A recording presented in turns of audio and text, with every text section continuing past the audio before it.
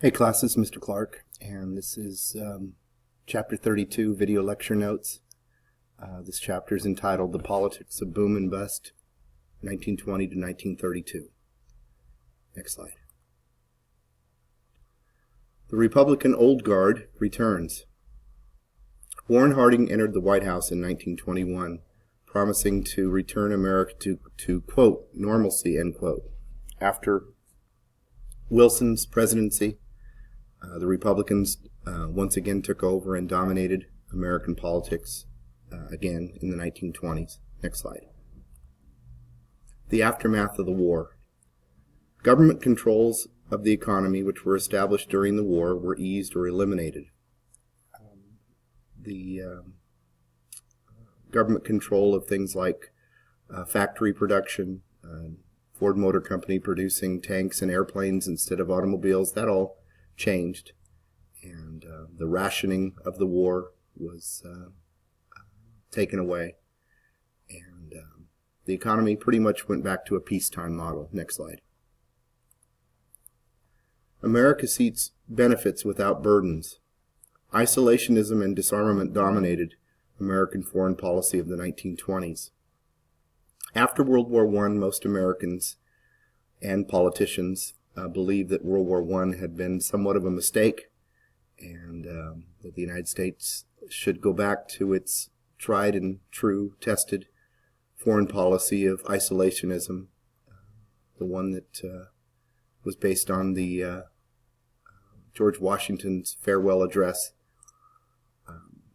And so the 1920s, the United States did pull back from its leading role that it had played during World War I and at the Paris Peace Conference. Next slide. Hiking the tariff higher. Republican support for a high protective tariff dominated the economic landscape of the 1920s. The issue of the tariff, which was kind of a back and forth issue between the Republicans and Democrats in the late 1800s and early 1900s, with the Republicans back in the White House and controlling the federal government. Once again, the Republicans followed through on their long-standing policy of raising the tariff to protect, quote-unquote, protect American industries. Next slide. The stench of scandal. The Harding administration was beset with scandal. Somewhat similar to the Grant administration after the Civil War, the Harding administration was filled with scandal. President Harding himself was not personally corrupt, but he surrounded himself with some corrupt people. The most famous scandal of his administration was known as the Teapot Dome scandal, in which the Secretary of the Interior got involved in the illicit sale of oil allowances for private use, and that's one of the things that the Harding administration was most known for. Next slide. Silent Cal Coolidge. Calvin Coolidge took over the presidency after the death of Warren Harding in 1923. Harding died allegedly of food poisoning of natural causes in 1923, and he was replaced by his vice president, Calvin Coolidge. Next slide. Frustrated farmers. Overproduction and low prices plagued farmers in the 1920s. Really, this wasn't much different than the situation that farmers had faced throughout the late 1800s, early 1900s. Overproduction, debt, international competition, of course weather. All these problems were constant in the life of the American farmer, and many economists see the origins of the Great Depression in the depressed farm economy of the 1920s. Next slide.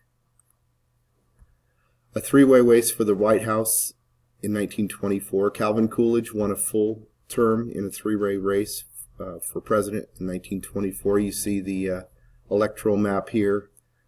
Coolidge and the Republicans won the West and the Northeast. The Democrats won the South, and the socialist candidate, Robert La Follette, won his home state of Wisconsin. But the Republicans once again took control of the White House. Next slide. Foreign policy flounderings. The international financial system was weakened by debt created by the war and the Versailles Treaty. And again, this is all background to the Great Depression. Next slide. Unraveling the debt knot, the United States tried to solve the world debt problem with the Dawes Plan, but this attempt set the stage for the collapse of 1929. The Dawes Plan was proposed by the U.S. Secretary of the Treasury,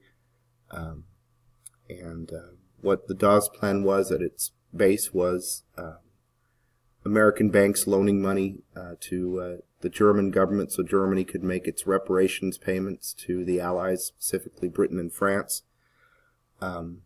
This system did help to revive the German economy temporarily, but when the stock market crisis and the collapse of the American banking system occurred, this helped to take down the entire world economy. Next slide. The triumph of Herbert Hoover in 1928.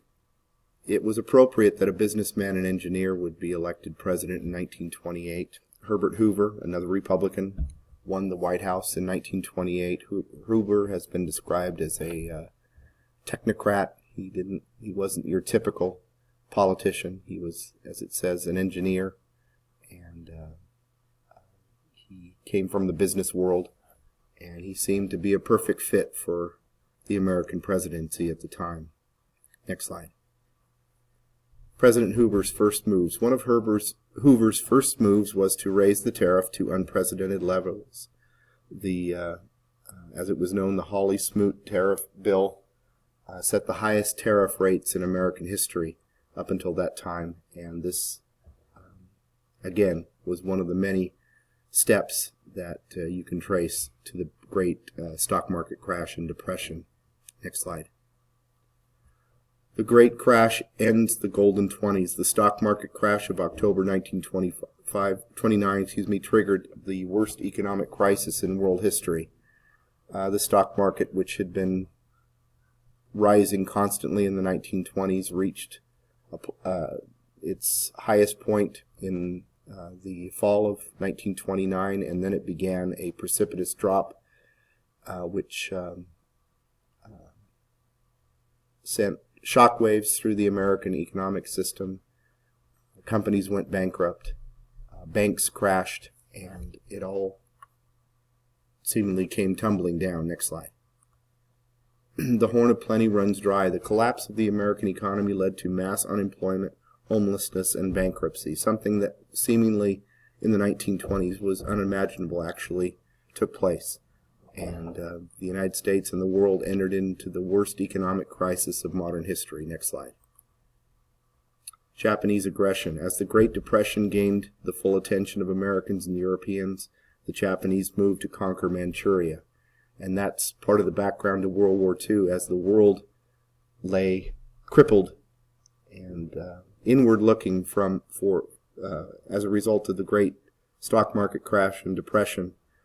This opened the door for aggressive acts by countries like Japan, Italy, and Germany in the 1930s. Again, all backdrop to World War II. And that's it for chapter 23.